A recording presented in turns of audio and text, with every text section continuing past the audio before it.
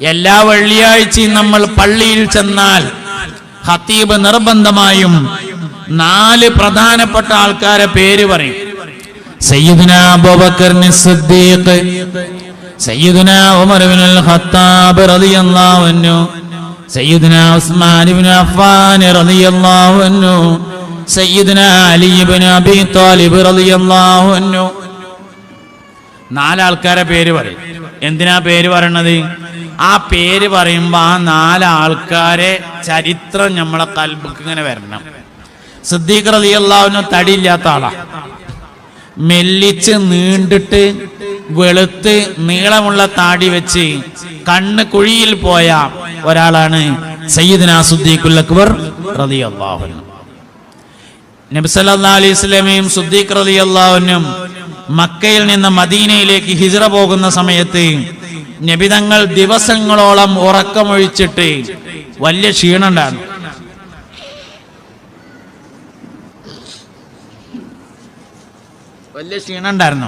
അപ്പൊ നബി തങ്ങൾക്ക് നടക്കാൻ വയ്യ. ചെറിയൊരു ജലദോഷമുണ്ട്. ഇപ്പത്തെ ജലദോഷം അങ്ങനെയാണ്, തുടങ്ങിയാ പിന്നെ മാറുന്നില്ല. ആമീൻ. അപ്പോ എന്താ പറഞ്ഞു?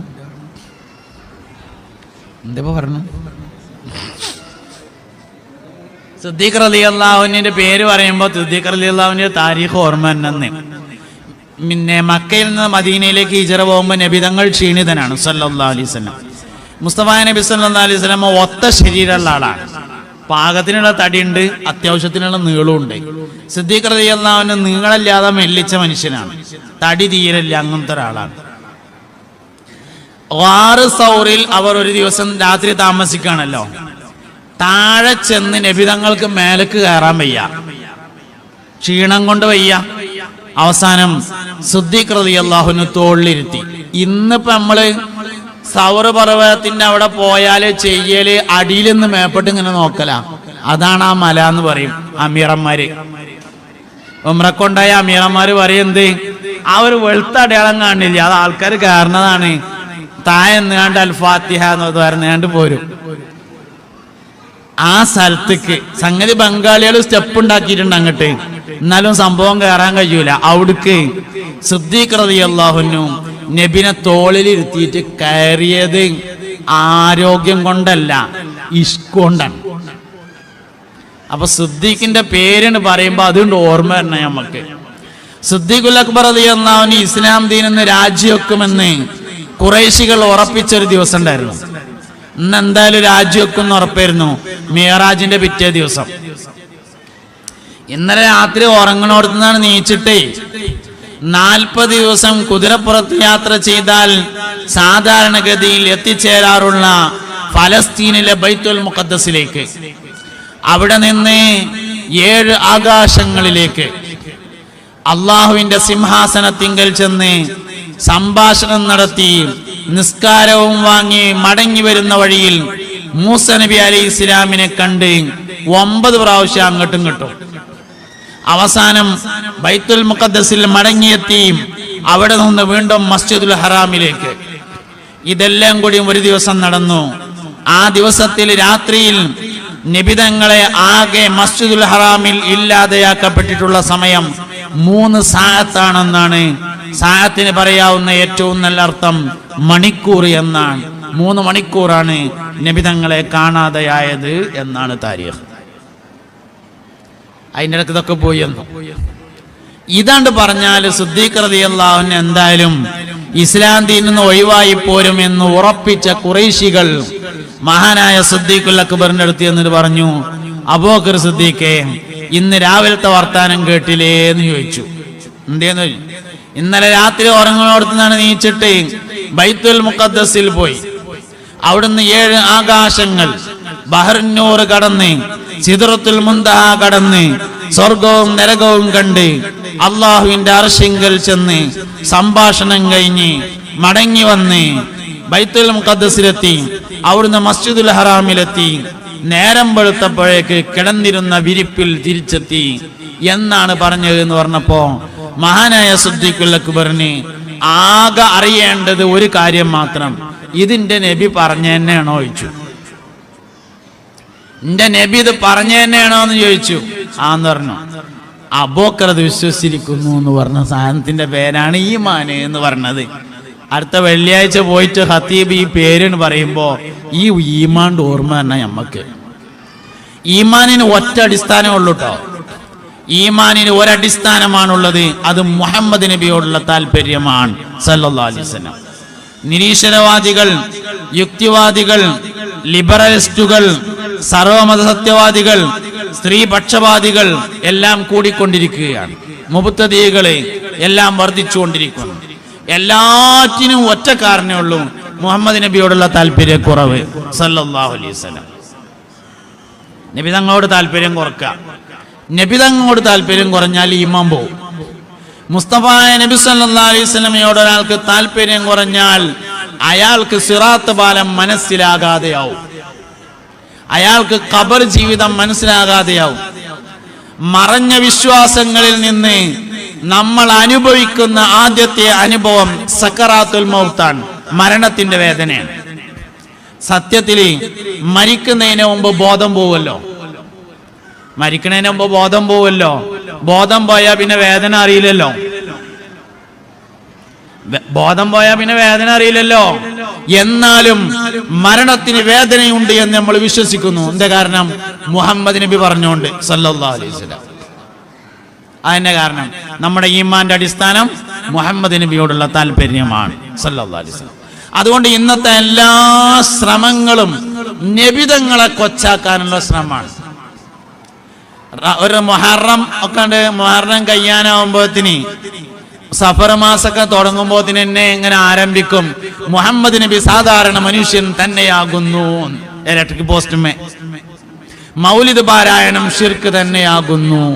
മുഹമ്മദ് നബിയോടുള്ള താല്പര്യക്കുറവാണ് ഇമാം പോണതിന്റെ കാരണം. ഇതാണ് കാരണം.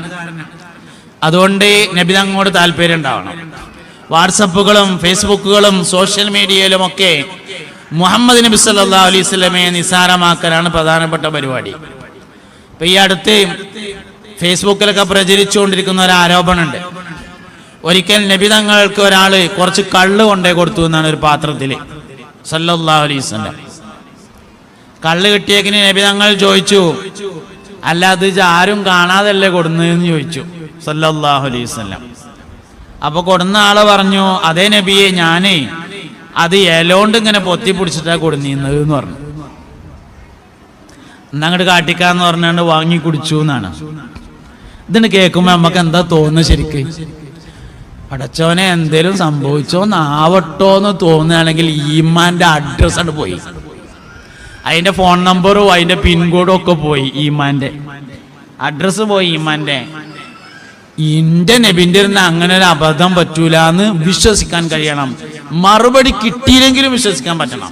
മറുപടി ഞാൻ പറയും, അത് വേറെ കാര്യം. പറഞ്ഞ സ്ഥിതിക്ക് മറുപടി പറയണല്ലോ എന്ന് എഴുതിയിട്ട് പറയാൻ, പക്ഷെ ലാസ്റ്റേ പറയുള്ളൂ. മറുപടി കിട്ടിയില്ലെങ്കിൽ പോലും ഈമാൻ ഇളകാൻ പാടില്ല. മുഹമ്മദ് നബിയോടുള്ള താല്പര്യമാണ് ഈമാൻ സല്ലല്ലാഹു അലൈഹി വസല്ലം. അപ്പൊ അതുകൊണ്ട് നബിതങ്ങളാണ് ഇന്ന് വിമർശിക്കപ്പെടുന്ന ഏറ്റവും വലിയ കാര്യം. ഇതൊക്കെ ഇങ്ങനെ കുട്ടികളെ പഠിപ്പിച്ചു കൊടുത്തുകൊണ്ടേയിരിക്കുകയാണ്. പിന്നെ എങ്ങനെ ഒരു ലിബറലിസ്റ്റുകളാവാതിരിക്കുക? പിന്നെ എങ്ങനെ അവർ യുക്തിവാദിയും നിരീശ്വരവാദി ആവാതിരിക്കുക? മുഹമ്മദ് നബിയെ കുറിച്ച് എന്ത് സംശയം വന്നാലും ഈമാനെ ബാധിക്കും സല്ലല്ലാഹു അലൈഹി വസല്ലം. ഖദീജ ബിവി റളിയല്ലാഹു അൻഹയാണ് സ്ത്രീകളിൽ നിന്ന് ആദ്യമായി ഇസ്ലാം സ്വീകരിച്ച ആള്. ആദ്യമായിട്ട് പെണ്ണുങ്ങളെ കൂടെ നിന്ന് ഇസ്ലാം സ്വീകരിക്കുന്നത് ഖദീജ ബിവിയാണ് റളിയല്ലാഹു അൻഹ. ഖദീജ ബിവി ഇസ്ലാം സ്വീകരിച്ചതിന് ശേഷം ഒരിക്കൽ നബിനോട് പറഞ്ഞു സല്ലല്ലാഹു അലൈഹി വസല്ലം, നബിയെ നിങ്ങൾ നബിയാകുന്നതിന്റെ 5 കൊല്ലങ്ങൾക്ക് മുമ്പ് നിങ്ങൾ നബിയാണെന്ന് ഞാൻ മനസ്സിലാക്കിയിട്ടുണ്ടായിരുന്നു പറഞ്ഞു. അതാണ് ഈമാൻ പറഞ്ഞ സാധനം. വെറുതെ ഖദീജ ബിവി വന്നോന്നല്ല. അള്ളാഹുവിൽ വിശ്വാസം വരണമെങ്കിൽ മുഹമ്മദ് നബിയിൽ വിശ്വാസം വരണം. ഖുർആനിൽ വിശ്വാസം വരണമെങ്കിൽ മുഹമ്മദ് നബിയിൽ വിശ്വാസം വരണം.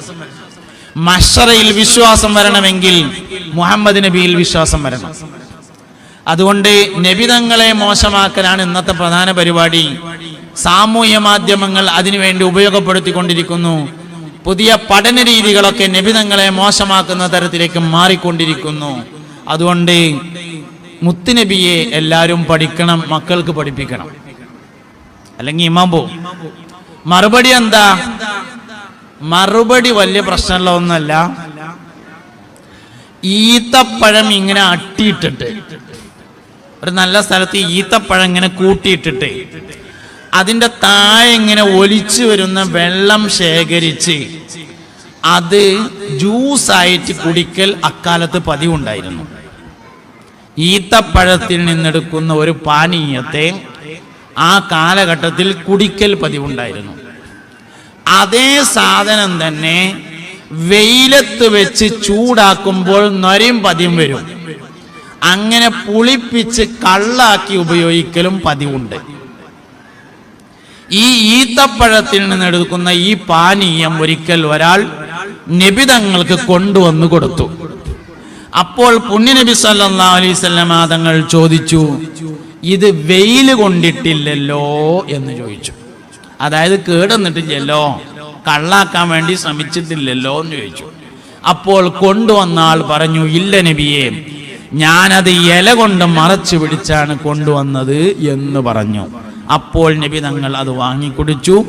ഇത് മുഹമ്മദ് ബിൻ ഇസ്മായിൽ അൽ ബുഖാരി റളിയല്ലാഹു അൻഹു തന്റെ സ്വഹീഹിൽ ഉദ്ധരിച്ചിട്ടുള്ള ഹദീസാണ്. ഒരു കുഴപ്പമുള്ളതല്ല, ഇതാണ് സംഭവം.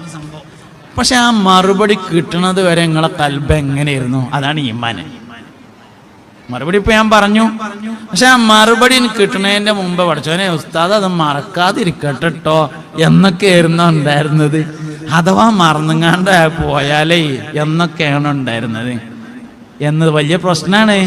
നബി തങ്ങളോടുള്ള താല്പര്യമാണ് ഈമാൻ പറഞ്ഞ സാധനം സല്ലല്ലാഹു അലൈഹി വസല്ലം. അതുകൊണ്ടാണ് നമ്മക്ക് വേണം, നമ്മളെ മക്കൾക്ക് വേണം, നമ്മളെ കുടുംബത്തിൽ വേണം, എല്ലാവർക്കും വേണം. ഇതില്ലാതാക്കാനാണ് യഥാർത്ഥത്തിൽ ഇന്നത്തെ ശ്രമങ്ങൾ. ഇതാണ് നിരീശ്വരവാദം, ഇതാണ് യുക്തിവാദം, അതാണ് ലിബറലിസം, അതാണ് ബിദ്അത്ത്. ഈ പറഞ്ഞ സാധനമാണ്. അതുകൊണ്ട് എല്ലാ സഹാബികളെ ഇതൊക്കെ ഉണ്ട് ഓർമ്മ വരണം. വെള്ളിയാഴ്ച ജുമഅക്ക് എന്നിട്ട് അബൂബക്കർ സിദ്ദീഖിന്റെ പേരാണ് പറയുമ്പോൾ റളിയല്ലാഹു അൻഹു